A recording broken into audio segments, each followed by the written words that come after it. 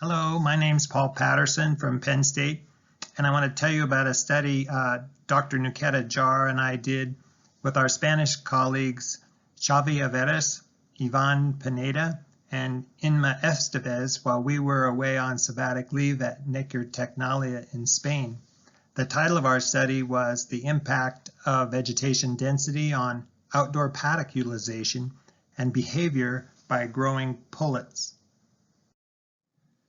The picture on the left is the administrative building at Necker Tecnalia Institute, which is in the Basque region of Spain in the north. The picture on the right is the great pullet building that we use for this study. It has 16 indoor pens and 16 complementary outdoor paddocks. The study started May 13th with day of age pullets and ended on September 2nd at 16 weeks of age in 2019. Outdoor poultry paddocks are often underutilized, which represents a suboptimal use of this resource. One factor likely contributing to this is vegetation density. As one might expect, higher density is perceived by birds as more protective against adverse weather, predators, and promotes greater use of the outdoor space. Another challenge is beak trimming because it is no longer acceptable in the EU and is viewed negatively in the United States. So alternative approaches to beak trimming to prevent picking and cannibalism are needed, and these include selecting the right bird and management strategies like low light, low rearing density, and enrichments, including the natural beak smoothing feeder that was part of this study. Another management alternative is outdoor access, and vegetation increases outdoor access outdoors, increases expressions of natural behaviors, reduces bone fractures, and decreases feather pecking and improves feather plumage. Therefore, this study was undertaken to determine the use of outdoor spaces and influence of vegetation density on bird behavior. We evaluated 2 treatments in a factorial design using Isa brown pullets with no beak trim. Feeder type, either natural beak smoothing feeders or control feeders, are being reported by our Spanish colleagues at this meeting later on, and look at the impact of feeder type on pullet growth, beak parameters, and feather damage. Today, we're going to share the results of vegetation density, both high and low density, on paddock utilization and behavior. 496 Isa brown pullet chicks were placed on the study at day of age. From 2 to 8 weeks of age, the feeder treatments, either control or natural beak smoothing, were implemented with 8 replicate pens per treatment. From 8 to 16 weeks of age, the birds had access to the paddocks 5 days a week from 8 until 1600 hours on those days via access through the automatic pop hole door openers. There they had either high density vegetation or low density vegetation along with the feeder style treatments with 4 replicate pens per treatment. This is a picture of the natural beak smoothing feeder, and you can see the rough, almost like emery cloth surface at the bottom of the feeder. The control feeder was plastic and smooth. All starter, grower, developer, and prelay diets met the nutritional requirements of the Isa brown pullet. In this diagram, we see a layout of the pens and paddocks with the 16 pens in the center, and the paddocks are the long 5 by 25 meter portions to either the west or the east side of the barn, where we had either heavy density vegetation with 27 plants made up of 18 willows, 3 leyland cypress, 3 linden, and 3 apple trees, or the light density pens that had only 9 plants, or 1/3 of that density. On the upper or west side, it was shady in the morning when we made our behavior observations, and on the lower pens 9 through 16, the paddocks on the east, they were sunny in the morning during our morning observation. This is just a couple pictures showing the installation of the young trees and the irrigation system the first week in May. Here on the left are the high density paddocks later in the summer, again with 27 plants per paddock, and the low density on the right with only 9 plants. Between Between 8 and 16 weeks of age, pullets are observed twice per week by 2 observers after the pop holes opened. Each observation period, the individual pullet ID number, her X and Y location, and behavior were recorded during a 5-minute period and transferred to the chickatizer software. This all began at 8:30 in the morning. The percentage of pullets observed outdoors and their distance from the pop hole were calculated, and the behaviors that we monitored included resting, running, dust bathing, preening, wing flapping, jumping, sparring, pecking, walking, foraging, and standing. Here on the left, you can see individual birds with their ID numbers walking and foraging out in the paddock, and on the right, exhibiting different behaviors on the concrete ribbon just outside the pop hole doors. So for the factorial design, we had 2 feeder types, control versus the NBS, and 2 vegetations, both high and low. We also looked at 2 sides of the chicken house, because in the morning, the west side was shady when we made the behavioral observations, and the east side was very sunny.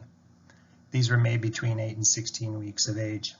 We used proxemics to analyze the data over time, and Tukey's mean separation test to evaluate the main effects and interactions when they were significant. Okay, here for the results, we're showing the percentage of pullets that were using the paddocks.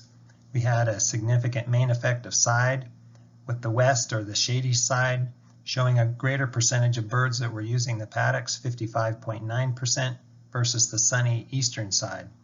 We also had a significant main effect of week, with the first 4 weeks, 8, 9, 10, and 11, having a lower percentage of birds outdoors compared to 12, 13, 14, and 15 weeks with a higher percentage of birds utilizing the paddock. And finally, we had a side by week interaction with 7 out of the 8 weeks. The majority of the birds were found on the shady or west side compared to the sunny side. Here in this table are the results of the distance that the pullets traveled from the pop holes.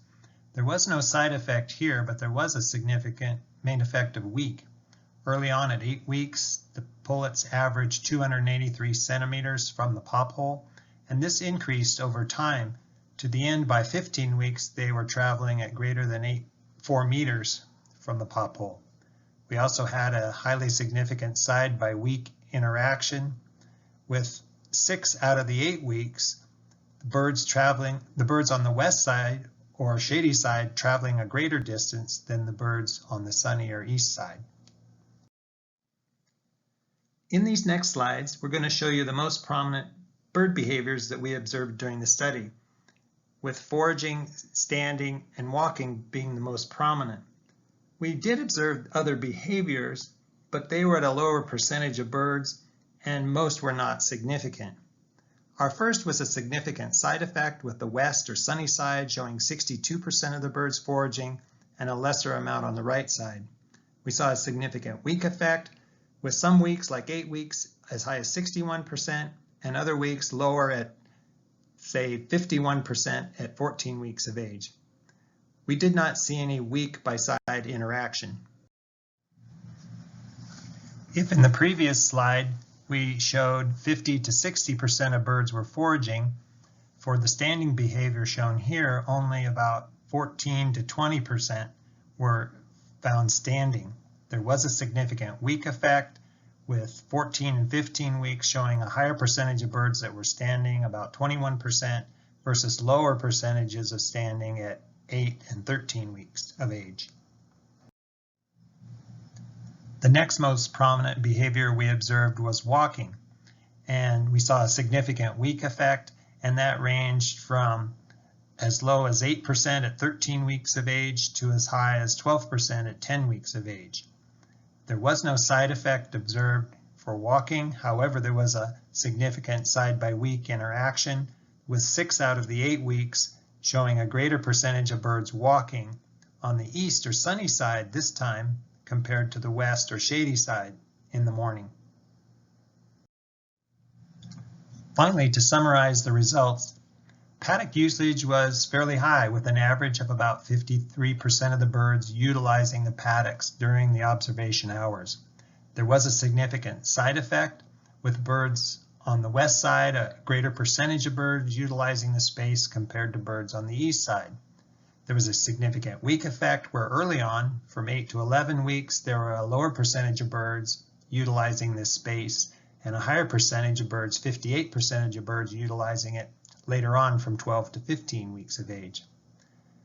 Pullet distance from the pop hole averaged about 322 centimeters, but there was a significant week effect, with greater distances observed at 15 weeks, over 4 meters from the pop hole compared to 8 to 14 weeks. And there was a side by week interaction. For 6 out of the 8 weeks, a greater distance was found for birds on the west side compared to birds on the east side. And for bird behaviors, we observed the majority of birds were foraging. A lesser amount of the time was spent standing, and a lesser amount yet was found walking. We did observe the other behaviors, but they were not as significant and in this great a proportion. To continue with our bird behaviors, on foraging, we saw a significant side effect. Again, the west showing a greater proportion of birds foraging than the east side. We saw significant weak effects. And for standing, we saw significant weak effects. And for walking, we saw significant weak effects. We also saw a side by week interaction for walking, with 6 out of the 8 weeks showing more walking for the east side or the sunny side compared to the west side. In conclusion, although vegetation was expected to promote greater paddock usage and penetration, no effective density was observed. Complications getting the high density of vegetation we wanted and late planting the first week of the study most likely contributed to this. There were also no effects of feeder type. However, usage of the paddocks was high, and usage and pullet distance from the pop hole increased with pullet age. Foraging was the most prevalent behavior observed, followed by standing and walking. Finally, usage, distance, and foraging were more prominent on the shady west side of the barn in the morning hours of our observations.